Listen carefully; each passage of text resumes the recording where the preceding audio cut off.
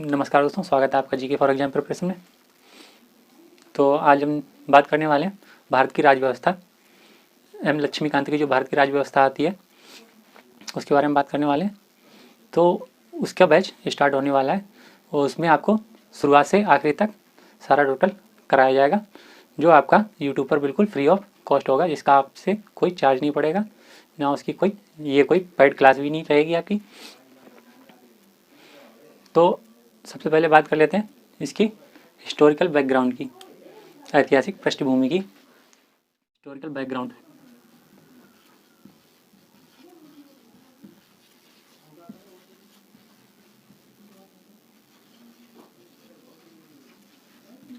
ऐतिहासिक पृष्ठभूमि।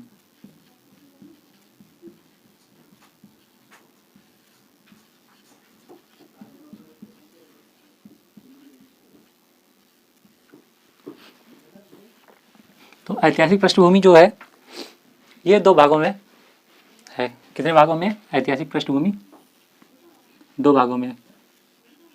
एक है कंपनी शासन,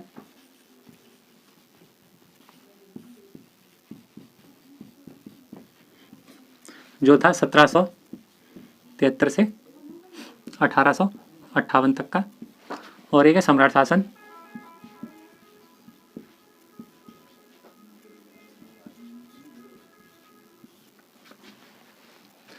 दो शासन है, एक सम्राट शासन है, एक कंपनी शासन है। एक है ये 1773 से 1858 तक, और सम्राट शासन है वो है आपका 1858 से 1947 तक।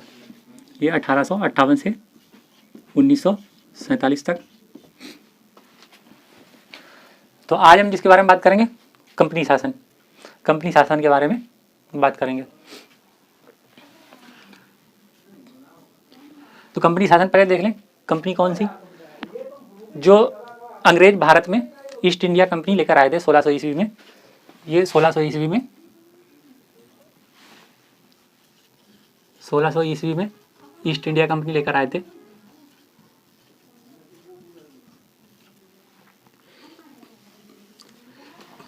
भारत में 1600 ईस्वी में ईस्ट इंडिया कंपनी लेकर आए थे। स्थापना की थी किस लिए? व्यापार करने के लिए। व्यापार करने के लिए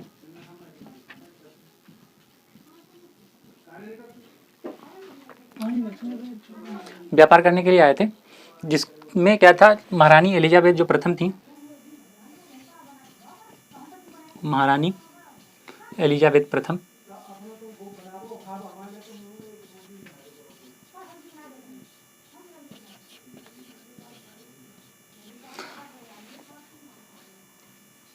इनके द्वारा जो चार्टर था, उस चार्टर में इस कंपनी को सारे अधिकार प्राप्त थे। व्यापार करने के सारे अधिकार प्राप्त थे इस चार्टर में। महारानी एलिजाबेथ के द्वारा जो प्रथम थी, उनके द्वारा जो चार्टर था उसमें ईस्ट इंडिया कंपनी को व्यापार करने के सारे अधिकार प्राप्त थे। तो व्यापार करने के बाद कंपनी ने 1765 में क्या किया? व्यापार करती और धीरे धीरे क्षेत्र अधिकार पर भी इसकी शक्ति का क्या हो गया, मतलब क्षेत्र अधिकार भी करने लग गई। ये कंपनी जो थी क्षेत्र अधिकार भी करने लगी व्यापार के साथ साथ। और इसने क्या किया? सन 1765 में इसने सन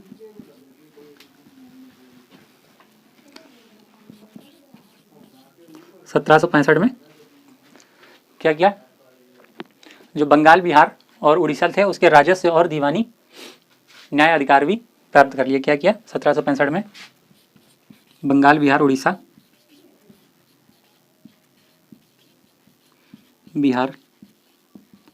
उड़ीसा, इनका क्या किया? इनके जो राजस्व और दीवानी अधिकार थे, राजस्व और दीवानी अधिकार,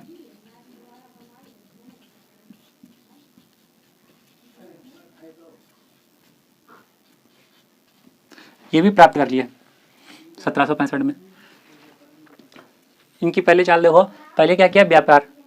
व्यापार करने के लिए सारे अधिकार प्राप्त किए, और उसके बाद धीरे धीरे व्यापार करने के साथ साथ जो क्षेत्राधिकार भी कर लिया, कुछ क्षेत्रों पर भी अधिकार करने लग गए।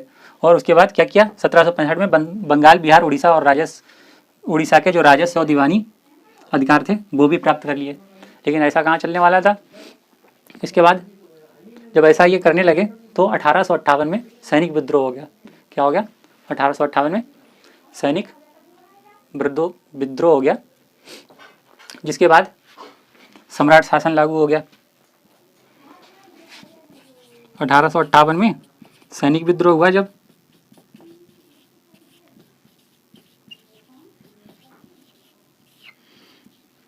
तो क्या हुआ, ब्रिटिश क्राउन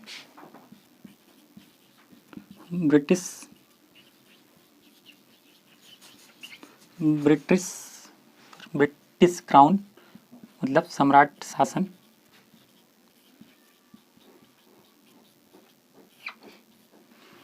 चालू हो गया।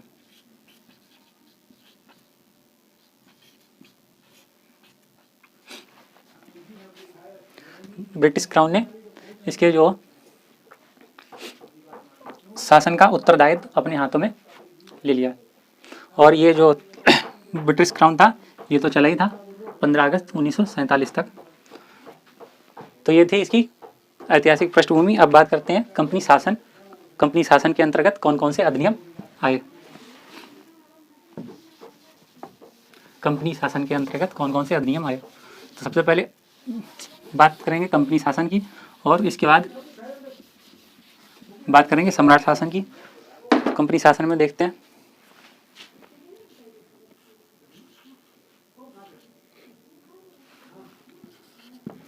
पहला तो आया 1773 में रेगुलेटिंग एक्ट। 1773 में आया रेगुलेटिंग एक्ट।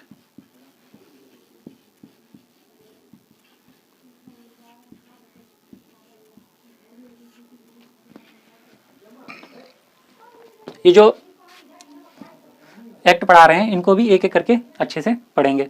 और दूसरा आया 1781 में संशोधन का अधिनियम। 1781 में आया संशोधन का अधिनियम।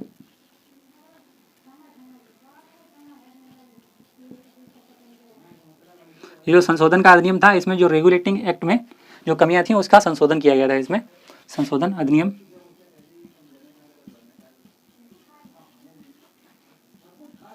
इसके बाद तीसरा आया 1786 का अधिनियम। 1786 का अधिनियम।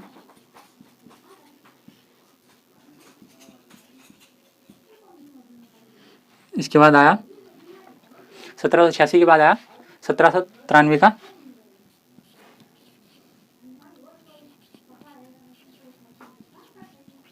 चार्टर अधिनियम।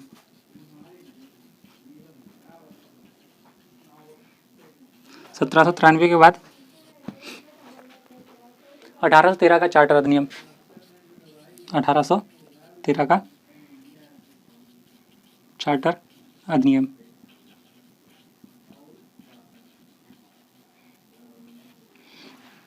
इसके बाद आया 1813 के बाद 1784 का पिट्स इंडिया अधिनियम। 1784 का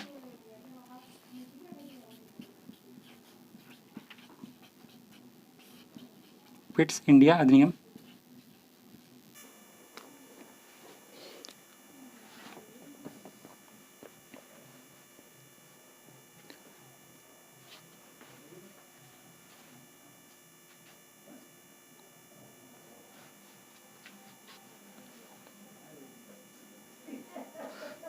इसके बाद था 1833 का चार्टर अधिनियम।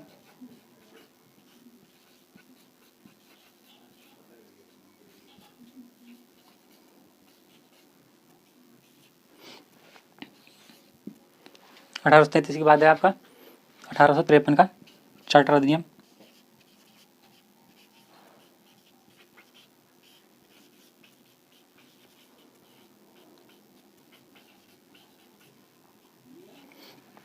तो ये टोटल मिला के 8 अधिनियम हो गए। 1773 का रेगुलेटिंग एक्ट, 1781 का संशोधन अधिनियम, 1786 का अधिनियम, 1793 का चार्टर अधिनियम, 1813 का चार्टर अधिनियम, 1784 का पिट्स इंडिया अधिनियम, 1833 का चार्टर अधिनियम और 1853 का चार्टर अधिनियम। तो इनको एक एक करके आराम से पढ़ेंगे। तो आज बात करने वाले हैं 1773 रेगुलेटिंग एक्ट के बारे में।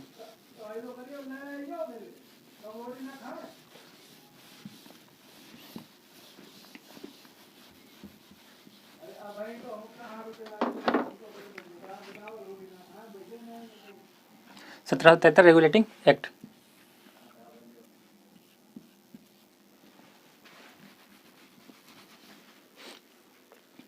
ये क्या था? ये अत्यधिक संवैधानिक था। कैसा था ये?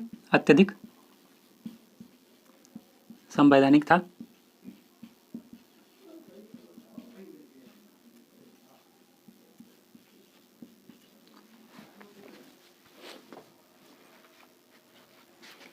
और इसके कुछ महत्व थे। क्या थे? कंपनी के कार्यों को नियमित और नियंत्रित, कंपनी के कार्यों को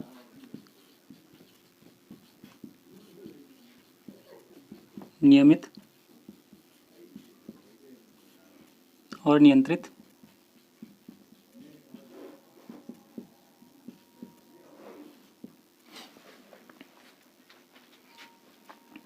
करने की दिशा में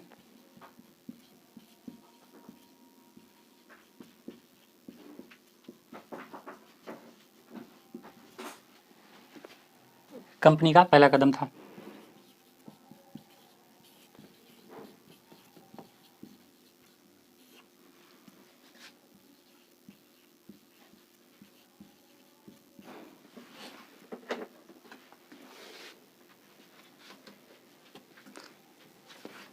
कंपनी का पहला नियम या ब्रिटिश सरकार का पहला नियम?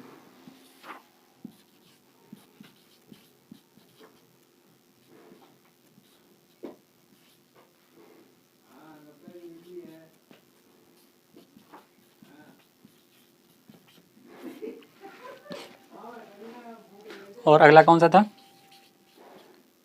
अगला रहेगा आपका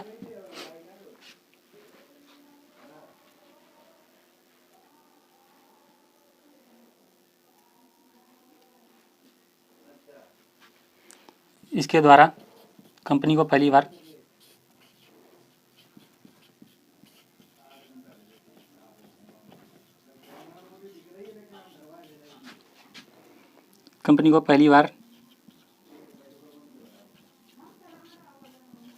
प्रशासनिक और राजनीतिक मान्यता मिली।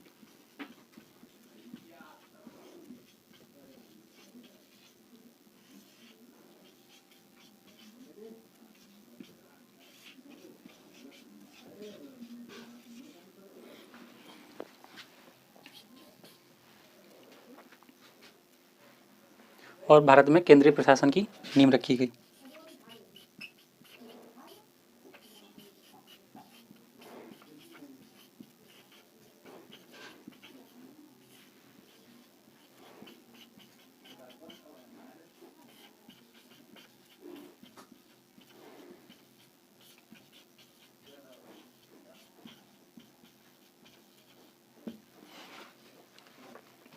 ये इसके कुछ महत्व थे और इसके बाद बात करेंगे इसकी कुछ विशेषताओं के बारे में।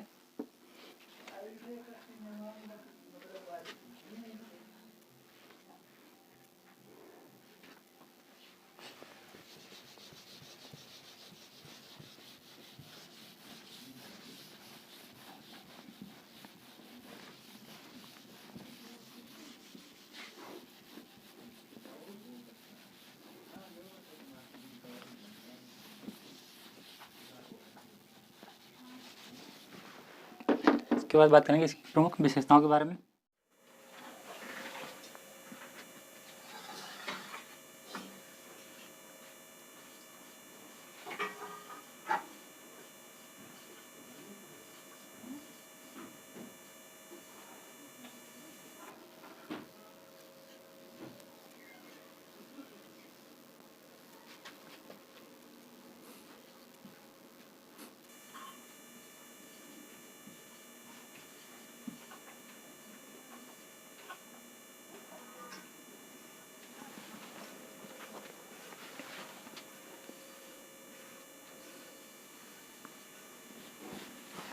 तो इस अधिनियम की प्रमुख विशेषताएं थी, कौन कौन सी विशेषताएं थी, आइए बात कर लेते हैं उनके बारे में। पहली विशेषता थी जो बंगाल का जो पद था गवर्नर का,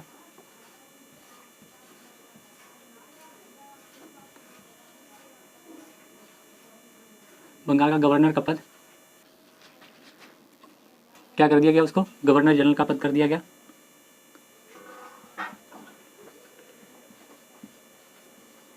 इसको गवर्नर जनरल का पद कर दिया गया। उस टाइम पे बंगाल के गवर्नर कौन थे, लॉर्ड वारेन हेस्टिंग।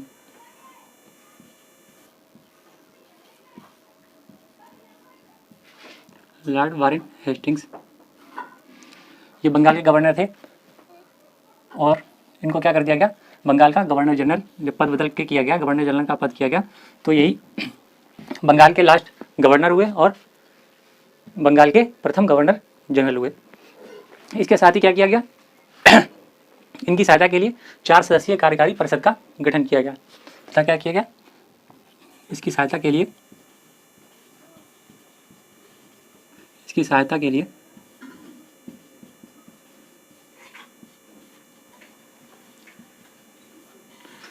4 सदस्यीय कार्यकारी परिषद का गठन किया गया। 4 सदस्यीय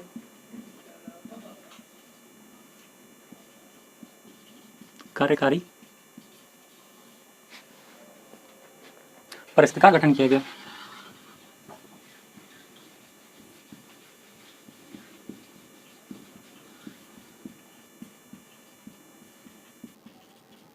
अगली विशेषता इसकी क्या थी, इस अधिनियम की अगली विशेषता थी कि जो मद्रास और बम्बई के गवर्नर थे, पहले क्या करते थे, मतलब पहले बंगाल के गवर्नर जनरल के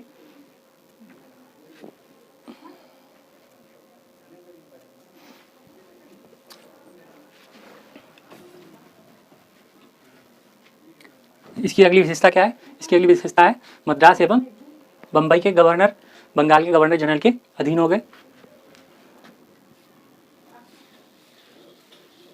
मद्रास एवं बम्बई के जो गवर्नर थे ये बंगाल के गवर्नर जनरल के अधीन हो गए। क्या हो गए, बंगाल के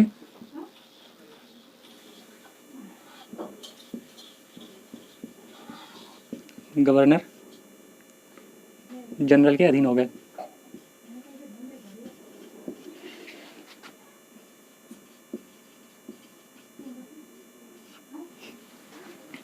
जबकि पहले क्या हुआ करता था, पहले जो जितनी भी प्रेसिडेंसी थी सबके गवर्नर जनरल एक दूसरे से अलग हुआ करते थे, मतलब गवर्नर अलग हुआ करते थे। गवर्नर जनरल का पद तो बाद में बना है,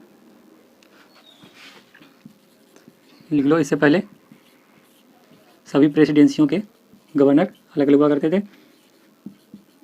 प्रेसिडेंसियों के गवर्नर अलग अलग थे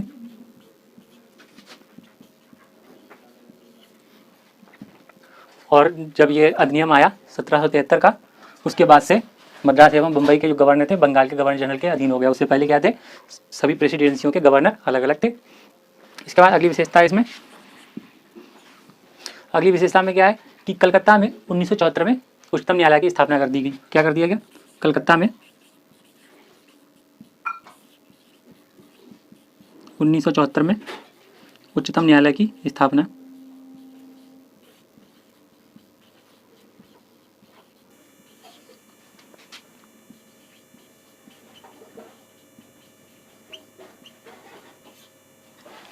जिसमें क्या किया गया, एक मुख्य न्यायाधीश और 3 अन्य न्यायाधीश, एक मुख्य न्यायाधीश नियुक्त कर दिया गया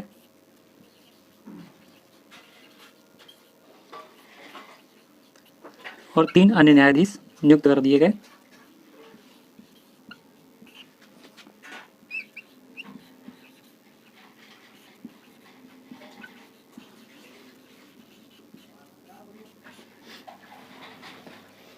ठीक है, क्या हुआ, कलकत्ता में 1974 में उच्चतम न्यायालय की स्थापना कर दी गई और उसमें एक मुख्य न्यायाधीश और 3 अन्य न्यायाधीश नियुक्त कर दिए गए। इसके बाद क्या हुआ, जो कंपनी के कर्मचारी थे उनको निजी व्यापार करने और भारतीय लोगों से उपहार और रिश्वत लेना प्रतिबंधित कर दिया गया। कंपनी के जो निजी कर्मचारी थे, कंपनी के निजी कर्मचारी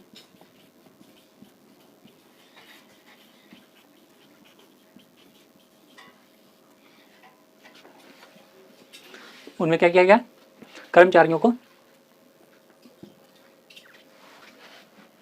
कंपनी के कर्मचारी को निजी व्यापार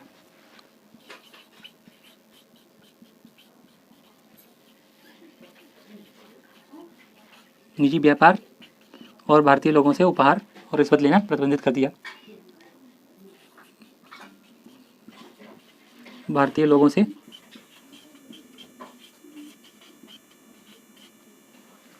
उपहार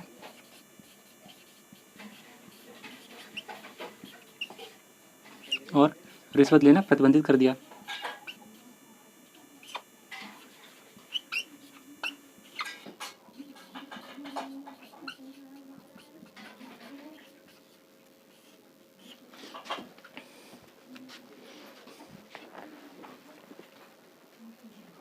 लास्ट और आखिरी इसका है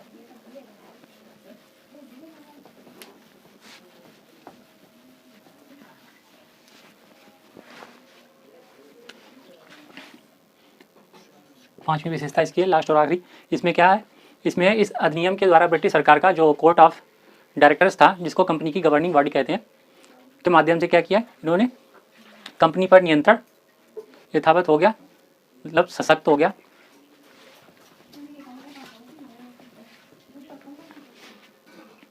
और भारत में जो इसके राजस्व और नागरिक सैन्य मामलों की जानकारी ब्रिटिश सरकार को देना आवश्यक कर दिया गया। इस अधिनियम के द्वारा ब्रिटिश सरकार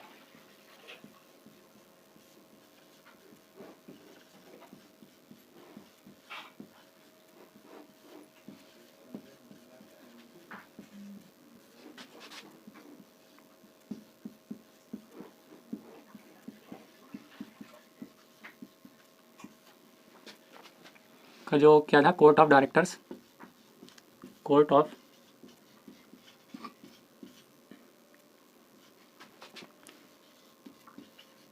डायरेक्टर्स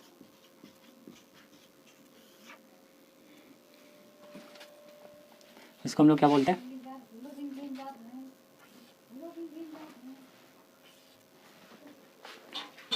कंपनी की गवर्निंग बॉडी, जिसको हम लोग कंपनी की गवर्निंग बॉडी के नाम से भी जानते हैं, कंपनी की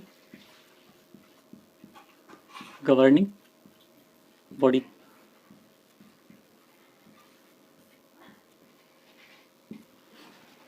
तो इसमें क्या किया गया, इस कोर्ट ऑफ डायरेक्टर के माध्यम से कंपनी पर नियंत्रण सशक्त कर दिया गया। कोर्ट ऑफ माध्यम से, इसके माध्यम से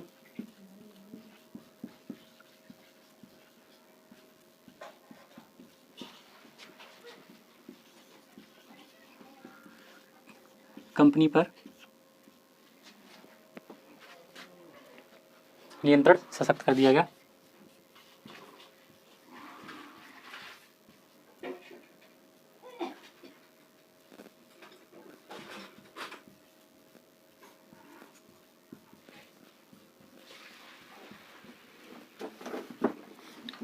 नियंत्रण सशक्त कर दिया गया और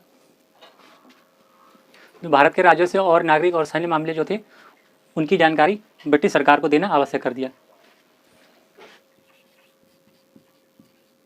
तो भारत के राजस्व और सैन्य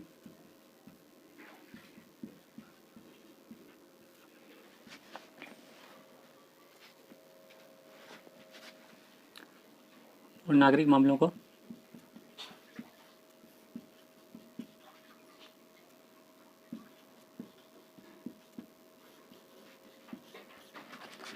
ब्रिटिश सरकार को देना आवश्यक कर दिया। मामलों की जानकारी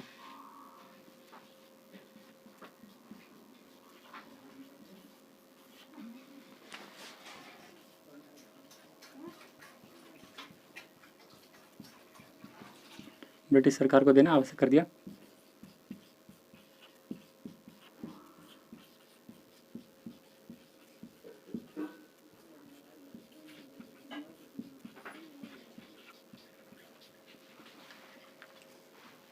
तो ये थे इसकी विशेषताएं और इसके महत्व जो मैंने बता दिए। और अगला एक्ट उसके बारे में, जो संशोधन अधिनियम है उसके बारे में कल बात करेंगे।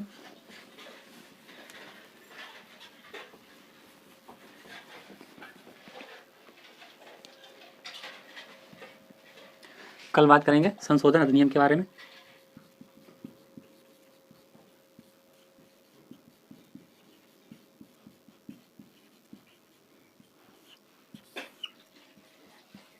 संशोधन अधिनियम किस सन में आया था? 1981।